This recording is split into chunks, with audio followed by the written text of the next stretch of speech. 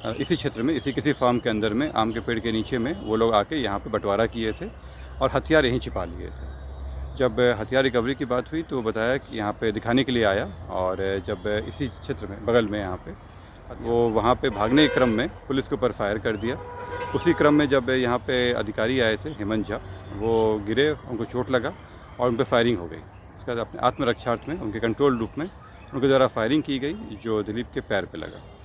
इसके अलावा 7.6 mm का गोली मिला है, कारतूस मिला, खोखा मिला है, और एक जो कट्टा है जिससे फायर किया गया था वो यहाँ से बरामद हुआ है। पनोरमा ग्रुप, जो सोचता है वो करता है, आपके अपने सपनों का आशियाना। मामला पटना के जक्कनपुर थाना क्षेत्र स्थित कृषि अनुसंधान विभाग के यही परिसर का है, जहां पे अभी कुछ ही देर पहले अपराधी और पुलिस के बीच मुठभेड़ हुई, जिसमें एक दिलीप नाम के अपराधी को पैर में गोली मारी गई है। दरअसल देखा जाए तो एनकाउंटरों का दौर जारी है। ऐसे में कहीं ना कहीं अपराधियों का मनोबल तोड़ने के लिए लगातार पटना पुलिस कार्रवाई करती नजर आ रही है। और इसी कड़ी की बात करें तो राजधानी पटना के बेहद ही पॉश इलाके में अपराधी यहाँ एकजुट हुए थे और पुलिस को मिली इनपुट पर यह बड़ी कार्रवाई हुई है।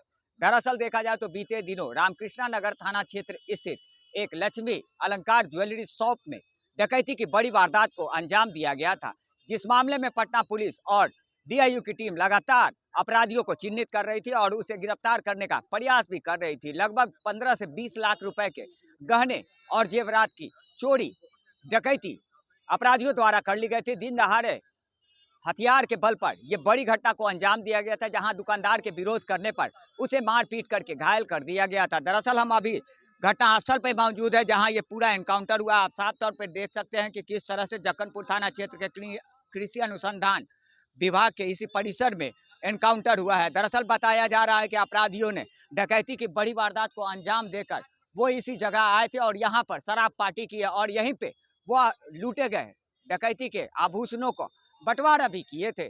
जहां पे पटना पुलिस को मिली इनपुट पर लगातार उनको खोजबीन की जा रही थी। और इसी कड़ी की बात करें तो एक बार फिर पटना पुलिस ने एनकाउंटर जैसी घटना को फिर एक बार अंजाम देते हुए अपराधियों को खड़ी चुनौती दी है कि अगर वो अपराध का रास्ता नहीं छोड़ते तो उनका जहन्नुम रास्ता दिखा दिया जाएगा। दरअसल देखा जाए तो पटना पुलिस और अपराधियों के बीच में हुए मुठभेड़ में एक दिलीप नाम के अपराध कर्मी की, जो डकैती में शामिल था, और उसी डकैती के बाद पुलिस अनुसंधान कर रहे थे और उसके पैर में गोली मारी है। फिलहाल उसे चिकित्सीय इलाज के लिए पुलिस अभिरक्षा में अस्पताल में भर्ती कराया गया। वहीं बताया जा रहा है कि 4 अपराध कर्मी, इस घटना में शामिल 4 अपराध कर्मियों को पटना पुलिस ने गिरफ्तार किया। आइए सीधे सुनवाते हैं इस पूरे मामले को लेकर क्या कुछ कह रहे हैं पटना एसएसपी कार्तिकेय के शर्मा।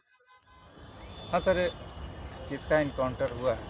अभी कुछ दिन पहले एक रामकृष्ण नगर में एक ज्वेलरी शॉप में डकैती की घटना हुई थी, जिसमें एक टीम बनाई गई थी और जो विभिन्न जगहों पर रेड छापेमारी कर रही थी। इसी क्रम में जब अनुसंधान किया जा रहा था तो जो वैज्ञानिक तथ्य होते हैं और जो अपने आसूचना तंत्र होते हैं, उसके तहत हम लोग आसूचना संकलन कर रहे थे। इसी क्रम में एक व्यक्ति पता चला, उदित नाम का व्यक्ति है, जिसके द्वारा इस पूरे घटनाक्रम में मदद किया गया है। उनसे जब पूछताछ किया गया तो एक दिलीप और रोहन नाम के व्यक्ति का नाम बताया गया। दिलीप वही व्यक्ति है जो घटना के लिए अंदर घुसा था और मारपीट भी किया था ज्वेलर शॉप ओनर के साथ। उससे जब पूछताछ किया गया तो उसने अपनी संलिप्तता स्वीकार की और अपने सभी लोगों का नाम बताया जो टीम में थे। उसके द्वारा ये भी बताया गया कि घटना करने के बाद वो लोग बाइक से भागा और इसी जगह में बगल के इसी क्षेत्र में, इसी किसी फार्म के अंदर में, आम के पेड़ के नीचे में वो लोग आके यहाँ पे बंटवारा किए थे और हथियार यहीं छिपा लिए थे।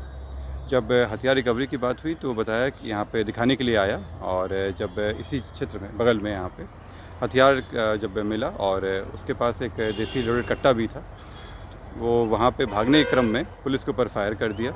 उसी क्रम में जब यहाँ पे अधिकारी आए थे, हेमंत झा, वो गिरे, उनको चोट लगा और उन पर फायरिंग हो गई।